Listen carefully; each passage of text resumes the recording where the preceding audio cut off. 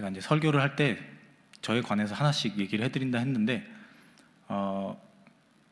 저는 말씀을 준비할 때 제 마음에 찔림이 있거나 큰 울림이 있는 말씀을 준비하려고 노력합니다. 그러다 보니까 제가 설교하다 중간에 갑자기 이렇게 욱 할 때가 있어요. 제 개인적으로는 별로 좋아하지 않는 제 모습인데, 이게 뭐 제가 조절할 수 있다고 되는 게 아닌 것 같더라고요. 그렇다고 설교를 안 할 수도 없고요. 그렇다고 뭐 은혜가 안 되는 말씀을 준비할 수도 없고요. 그래서 이제 올 한 해는 좀 설교하면서 이렇게 설교자로서 스피커의 역할을 잘 해야 되는데, 내가 너무 스스로 감정을 이렇게 확 해버리면 듣는 사람들이 오히려 이렇게 놀랄 수가 있거든요. 그래서 올 한 해는 그 습관을 좀 고쳐보려고 노력하려고 합니다. 그러면은 또 그러시는구나 하고 좀 이해를 너그럽게 해주시면 좋겠습니다. 제가 자기소개서를 한 30장 정도 받았어요. 그래서 주중에 다 읽어봤는데 재밌더라고요. 제가 기획한 의도를 아주 잘 파악하셨어요. 그래서 제가 좋아하는 거 적어달라 했더니 정말 그 영역을 가리지 않고 좋아하는 거를 적어주시고 또 그 내용을 아주 상세하게 써줘서 너무 감사했습니다. 제가 보면서 몇 가지 느낀 점이 있는데요. 다 본 건 아니지만요. 30명 정도 보면서 이보다 아이가 더 많다.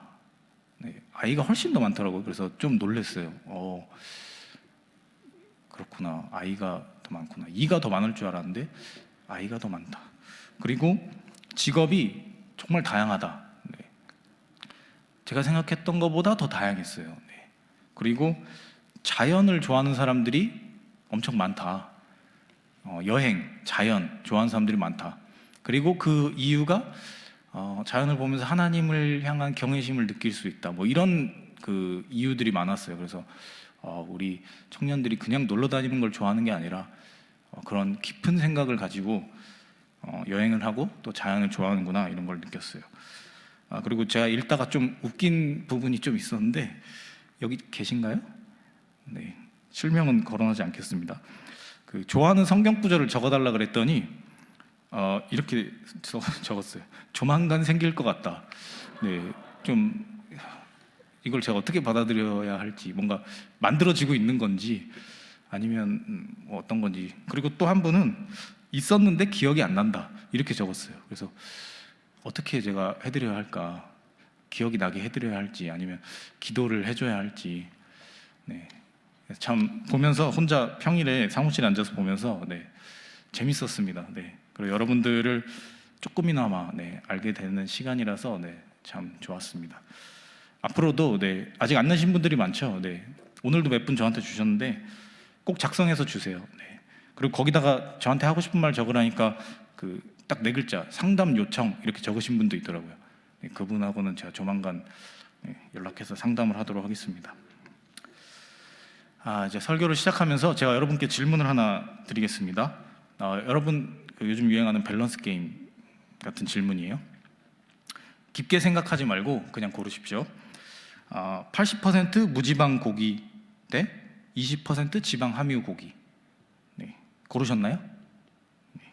99% 무설탕 주스, 1% 설탕 주스. 고르셨나요? 눈치채셨어요? 똑같은 얘기죠. 80% 지방이 함유되면 당연히 20%는 없겠죠. 반대인가요? 무지방. 80%가 무지방이면 20%는 당연히 지방이 있겠죠. 그리고 99%가 무설탕이면 1%가 당연히 설탕이겠죠. 근데 제가 왜 이거를 물어보느냐, 느낌상으로 여러분이라면 어떤 걸 사시겠어요? 80% 무지방을 사시겠어요? 20% 지방을 사시겠어요? 99% 무설탕을 사겠어요? 1% 설탕을 사겠어요? 이렇게 표현하는 방식에 따라서 우리가 똑같은 것을 받아들이는 느낌이 달라질 수 있다라는 겁니다. 이것을 심리학에서는 프레이밍 효과, 틀 효과 이렇게 부릅니다. 어떤 의사결정 상황에 앞서서 이런 프레임을 딱 만들어서 제시를 하는 겁니다. 그러면 그 의사결정에 영향을 미친다는 거죠. 내가 의도하든 의도하지 않았든 그렇게 영향을 미친다는 겁니다. 우리 화장실에 가서 이런 문구 한 번쯤 다들 보셨을 거예요. 아름다운 사람은 머문 자리도 아름답습니다. 이 문구가 하고자 하는 얘기가 뭘까요? 화장실 더럽게 쓰지 말아라, 그 얘기예요. 그런데 그냥 화장실 더럽게 쓰지 마세요 하면 사람들이 별로 깊게 받아들이지 않아요. 근데 아름다운 사람이라는 단어를 보는 순간 그래, 나는 아름다운 사람이지. 그러면 머문 자리도 아름답게, 이렇게 프레임을 딱 씌우면 책임감을 느끼게 된다는 거죠. 이런 마케팅으로 성공을 거둔 대표적인 기업이 있습니다. 우리가 별다방이라고 부르는 커피숍 있죠. 거기는 이렇게 얘기합니다. 우리는 커피를 파는 게 아니라 문화를 판다. 근데 거기서 문화를 팔던가요? 그럼 문화를 파는 건 어떻게 파는 건가요? 결국 거기도 커피를 팔아요. 그런데 우리는 커피가 아니라 문화를 판다. 이 말을 듣는 순간 그래, 내가 여기서 커피를 사 먹으면 나는 문화를 구매하고 그것을 향유할 줄 아는 문화 시민이 된다, 이런 느낌이 든다는 거죠. 그리고 이 마케팅을 잘 보고 있으면 우리 커피숍을 이용하는 당신은 안목이 좋고 고급스럽고 교양 있고 품이 있다, 이런 마케팅을 끊임없이 이렇게 깔아놓습니다. 그럼 사람들이 조금 비싸도 조금 멀어도 거기 가고 싶어지는 거죠. 여기 가면 내 품격이 올라가는 것 같고 대접받는 것 같고 내가 되게 문화를 향유하는 사람처럼 느껴지니까 여기를 가게 된다는 거예요. 실제로 그래서 이 기업이 이 마케팅으로 엄청난 성공을 거뒀죠. 지금은 이제 세계에서 손가락 안에 꼽는 그런 기업이 되었습니다. 그런데 이게 비단 마케팅이나 이런 어떤 물건을 사는 정도에 그치는 이야기가 아니라는 겁니다. 우리의 인생도 이와 비슷하다는 거예요. 우리는 누구나 인생의 틀을 가지고 살아갑니다. 같은 물건을 보고도 어떤 사람은 이것을 고르고 어떤 사람은 이것을 골라요. 자기가 가진 마음 안에 있는 틀을 가지고 판단을 한다는 거죠. 각자 살아온 환경, 생각, 가치관, 이런 것들에 따라서 내가 무엇을 고르느냐가 달라진다는 겁니다. 그리고 이러한 선택들이 모여서 그 사람의 인생을 만드는 거예요. 처음에는 이러한 프레임으로 시작했는데 프레임이 점점 더 견고해지고 굳어지면서 나라는 사람의 인생의 방향 자체도 바뀔 수 있다라는 겁니다. 그래서 오늘은 이 빌립보서의 말씀을 통해 사도 바울에 대한 이야기를 같이 좀 나눌까 해요. 이 바울은 어떤 프레임을 가지고 자신의 어떤 마음의 틀을 가지고 인생을 살아냈는지, 그리고 그의 인생 가운데 예수 그리스도라는 존재는 어떤 존재였고 그가 마음의 프레임을 만드는 데 있어서 어떤 영향을 미쳤는지, 이것을 함께 말씀을 통해 나누어 보고자 합니다. 오늘 우리가 함께 읽은 빌립보서 4장 13절의 말씀, 많은 분들이 좋아하시고 또 은혜를 많이 받는, 어떤 분들은 가장 좋아하는 성경 구절로 이 구절을 뽑는 분들이 있기도 하죠. 그런데 우리가 자칫 이 말씀을 이해할 때 이 말씀이 우리를 만능으로 만들어준다, 모든 것을 해내는 정말 완벽한 사람으로 만들어준다라고 이해할 때가 있습니다. 그렇다면 바울은, 이 말을 했던 바울은 그런 사람이었는지 먼저 알아봐야겠죠. 바울이 기록한 여러 서신서 또 사도행전 이런 데 말씀만 보더라도 우리는 바울이 그런 사람은 아니었다라는 것을 알 수 있어요. 그도 부족했고 연약했던 한 사람이었을 뿐이다 라는 것을 알 수 있죠. 대표적으로 고린도후서 11장 23절에서 25절 말씀을 보면 이렇게 기록이 되어 있습니다.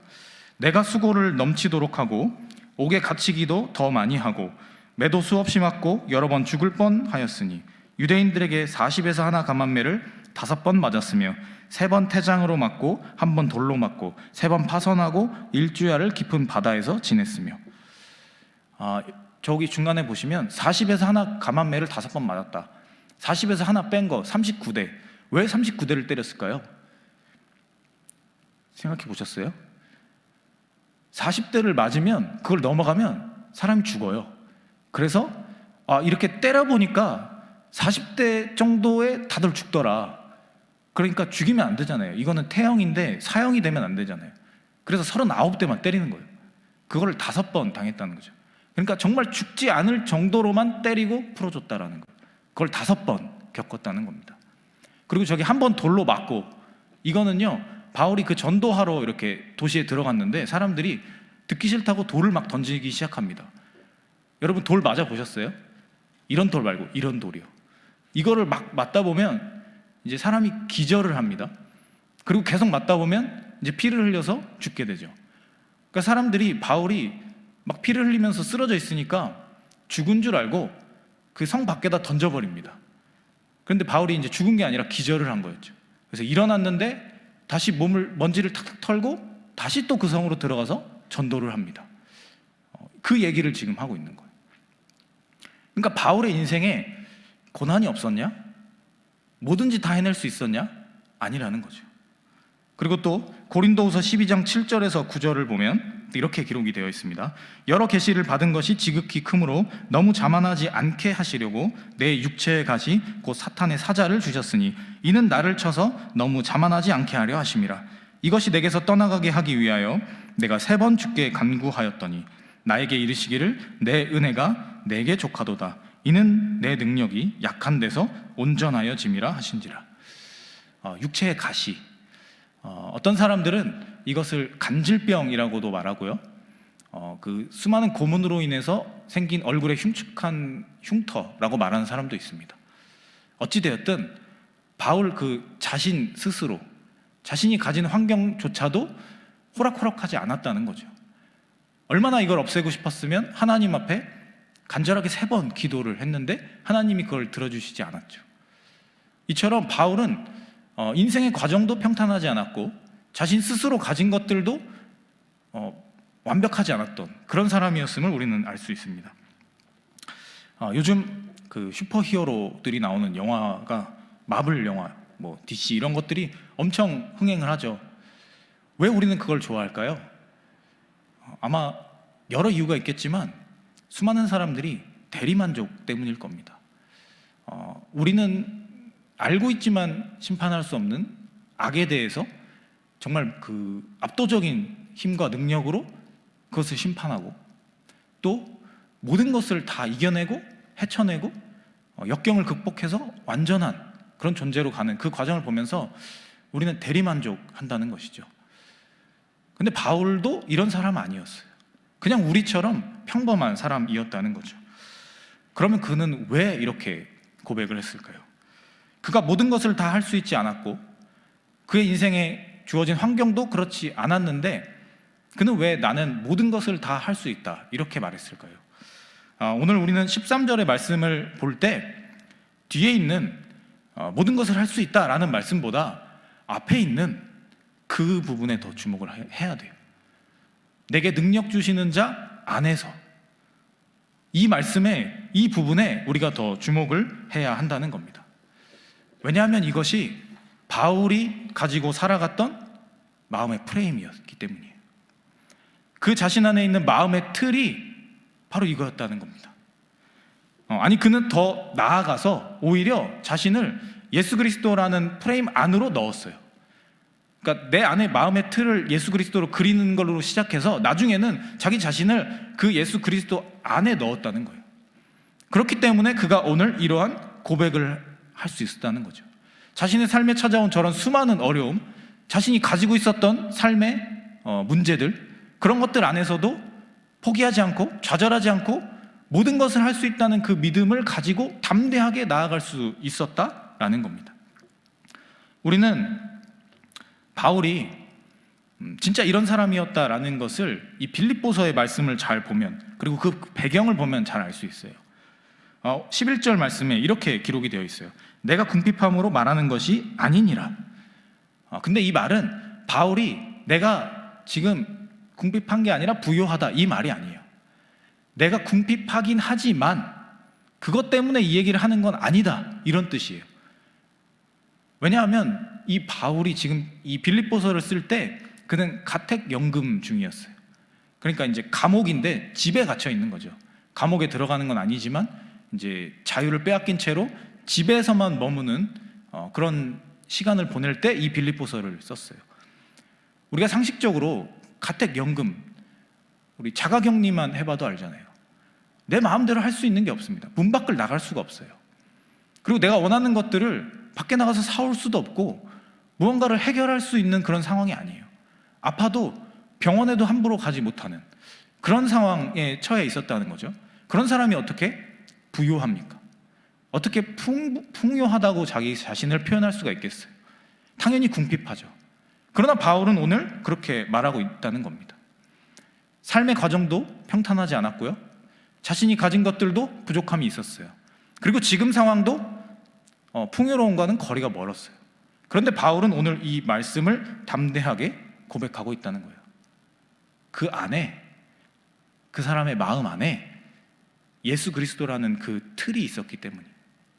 그 틀을 통해 바라보았을 때 완벽하지 않은 것 같고 부족한 것 같고 연약한 것 같고 궁핍한 것 같지만 그 틀을 통해 보면 그렇지 않게 보였다라는 거예요. 그리고 실제로 그것을 자신의 마음가짐으로 가지고 살아갔다라는 겁니다. 이 빌립보서를 보면요, 바울이 이 예수 그리스도 안에서 라는 부분을 엄청나게 강조를 하고 있습니다. 왜냐하면 그의 인생이 그만큼 힘들었다는 거예요. 그러니까 더 간절하게 붙잡았다는 거예요. 예수 그리스도라는 프레임을 딱 잡고 가야만 이 어려움을 이겨낼 수 있다는 것을 그가 알았다는 거예요. 그래서 빌립보서를 보면 그 말씀들이 계속해서 나옵니다. 빌립보서 2장 5절, 너희 안에 이 마음을 품으라 곧 그리스도 예수의 마음이니. 3장 8절에서 9절, 그리스도를 얻고 그 안에 발견되려 함이니. 3장 14절, 표대를 향하여 그리스도 예수 안에서 하나님이 위에서 부르신 부름의 상을 위하여 달려가노라. 4장 4절, 주 안에서 항상 기뻐하라. 내가 다시 말하노니 기뻐하라. 4장 7절, 하나님의 평강이 그리스도 예수 안에서 너희 마음과 생각을 지키시리라. 4장 19절, 나의 하나님이 그리스도 예수 안에서 영광 가운데 그 풍성한 대로 너희 모든 쓸 것을 채우시리라. 이 빌립보서 4장밖에 안 되는 짧은 말씀 가운데 바울이 저 얘기를 계속해서 합니다. 힘든 상황 가운데, 어려운 상황 가운데 예수 그리스도 안에 들어가 있어야만 이 모든 상황을 이기는, 이 모든 것을 해낼 수 있는 담대함이 그에게 찾아온다는 것을 그가 누구보다 분명하게 알았기 때문이에요. 그래서 이렇게 고백을 했다는 거죠. 제가 예전부터 좋아하던 말씀이 하나 있습니다. 이것도 바울이 쓴 그 고린도전서에 나오는 말씀인데요, 고린도전서 10장 13절 말씀입니다. 우리 시간 함께 다 같이 한번 좀 읽어볼까요?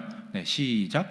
사람이 감당할 시험 밖에는 너희가 당한 것이 없나니 오직 하나님은 미쁘사 너희가 감당하지 못할 시험 당함을 허락하지 아니하시고 시험 당할 즈음에 또한 피할 길을 내사 너희로 능히 감당하게 하시느니라. 아멘. 제가 이 말씀을 어떤 시험 앞에서 이렇게 마음이 힘들 때 이거를 처음 접했었어요. 그리고 많은 용기, 위로를 얻었죠. 그런데 그때는 저 부분이 와닿았어요. 사람이 감당할 시험 밖에는 너희가 당한 것이 없다. 이 말이 뭐예요? 이겨낼 수 있다는 거죠. 하나님이 우리에게 주신 시험은 우리가 다 이길 수 있다는 거예요. 그런데 저기 잘 보시면 뭔가 문맥상 어색한 부분이 있습니다. 오직 하나님은 미쁘사. 저게 왜 저 자리에 이렇게 딱 들어가 있을까요? 저거를 오직 하나님은 미쁘사를 하나님은 이라고 바꿔보시면 문맥이 자연스러워져요. 너희가 당한 것이 없나니 하나님은 감당하지 못할 시험당을 너에게 허락하지 아니하신다. 이렇게 되면 그냥 딱 읽기 좋아요. 그런데 왜 바울이 오직 하나님은 미쁘사라는 걸 저 중앙에 딱 집어 넣었을까요? 저 말씀의 핵심이 저기 있기 때문이에요.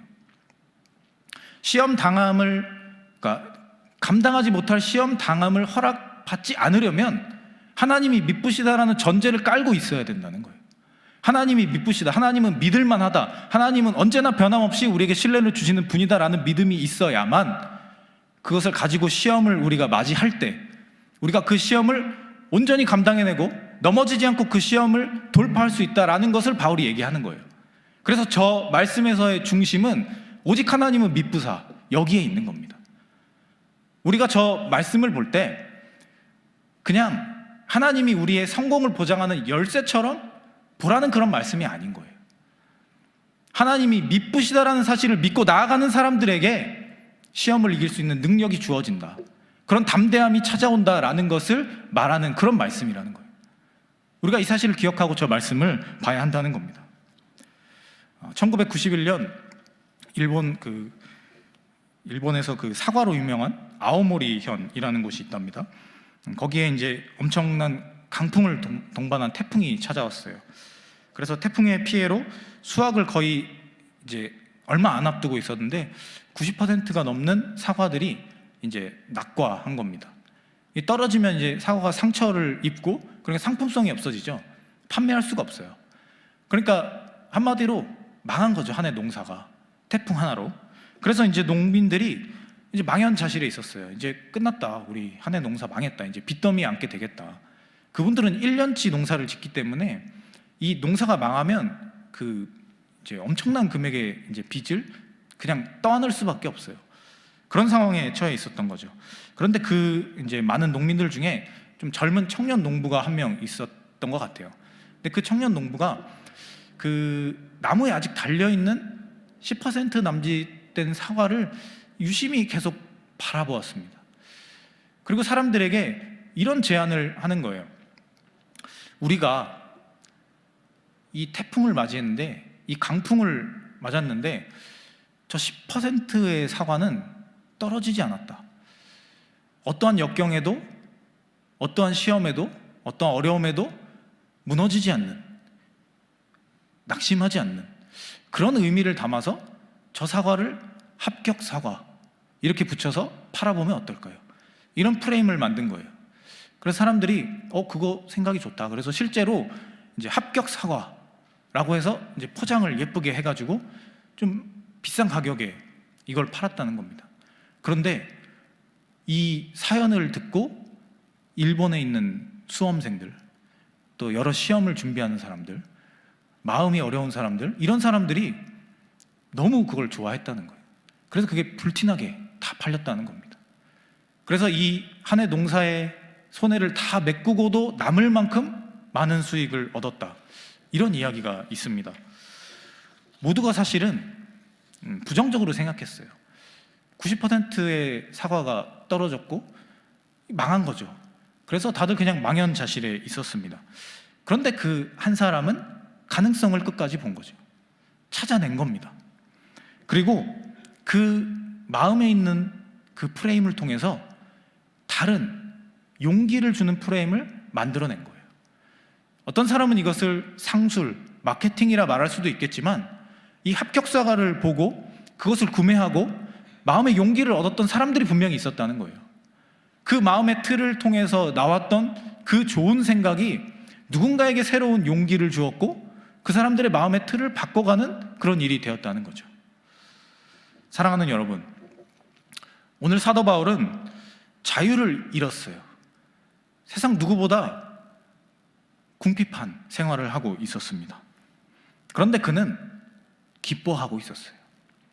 그는 자신이 모든 것을 할 수 있다고 당당하게 고백하고 있는 것을 우리는 볼 수 있습니다. 고통스럽고 암담하고 어둡고 힘든 순간들이었지만 그는 그렇게 말하지 않았어요. 내게 능력 주시는 자 안에서 내가 모든 것을 할 수 있다라고 오히려 사람들을 독려하고 응원했어요. 그가 그렇게 할 수 있었던 것은 그의 마음 안에 있는 그 틀 덕분이었습니다. 예수 그리스도, 나를 위해 생명을 주시고 정말 죽음도 극복해내시고 부활하시고 그 모든 것들을 이뤄내시는 하나님, 그 아들 예수 그리스도라는 틀을 가지고 그가 살아갔기 때문에, 그의 마음 안에 그 담대함을 가지고 살아갔기 때문에 이런 상황, 어려운 상황, 힘든 상황 속에서도 내게 능력 주시는 자 안에서 내가 모든 것을 할 수 있다, 이런 담대함을 바울이 고백할 수 있었다는 겁니다. 상황이 어떻든, 내 자신의 모습이 어떻든, 내가 바라보는 미래가 어떻든 그것에 상관하지 않고 예수 그리스도라는 프레임으로 세상을 바라보았기 때문에 그가 담대하게 이러한 말씀을 고백할 수 있다는 겁니다. 그리고 그는 오늘 우리에게 이렇게 권면합니다. 주 안에서 기뻐하라. 내가 다시 말하노니 기뻐하라. 우리가 주 안에 있다면, 예수 그리스도라는 프레임 안에 들어가 있다면 기뻐할 수 있다는 겁니다. 또 기뻐할 수 있다는 겁니다. 그는 오늘 우리를 이렇게 권면하고 있습니다. 저는 오늘 우리가 이런 사람들이 되기를 원합니다. 지금 세상을 보십시오. 혼란합니다. 좋은 것을 찾기가 힘들고 지금 우리가 살아가는 환경이 호락호락하지 않고 우리가 원하는 대로 되지 않고 많은 어려움들이 우리 앞에 찾아와 있습니다. 그런데 바울 또한 그러했습니다. 그러나 그는 무너지지 않았어요. 예수 그리스도라는 프레임을 가지고 예수 그리스도라는 프레임 안에 자신이 들어가는 그 노력을 통해 세상을 이겨내는 그런 사람, 그런 사도, 그런 위대한 사도로 살아갈 수 있었다는 것입니다. 사랑하는 코람데오 청년 여러분, 부정적인 상황 가운데 긍정을 떠올리시는 여러분들이 되길 바랍니다. 슬픔 가운데 기쁨을 떠올리시는 여러분들이 되길 바랍니다. 분노, 좌절, 절망 가운데 평안을 찾아내고 기쁨과 행복을 찾아낼 수 있는 여러분들이 되시길 바랍니다. 여러분들 마음 안에 그 마음의 틀을 예수 그리스도라는 그 틀로 고정하시고 세상을 바라보는 그 노력을 통해 우리에게 주어진 그 삶을 온전히 담대하게 멋지게 살아내는 저와 여러분들이 다 될 수 있기를 소망합니다. 그런 노력이 우리 안에 있다면 우리 환경이 어떠하든지 우리 자신의 모습이 어떠하든지 그런 것과 상관없이 우리는 승리하며 살아가는 그리스도인들이 될 줄로 믿습니다. 그런 여러분의 삶과 노력 가운데 예수님의 평강, 평안이 언제나 함께 하실 수 있기를 이 시간 간절히 소망합니다. 이 시간 우리 주시는 말씀을 놓고 함께 잠시 기도하기를 원합니다.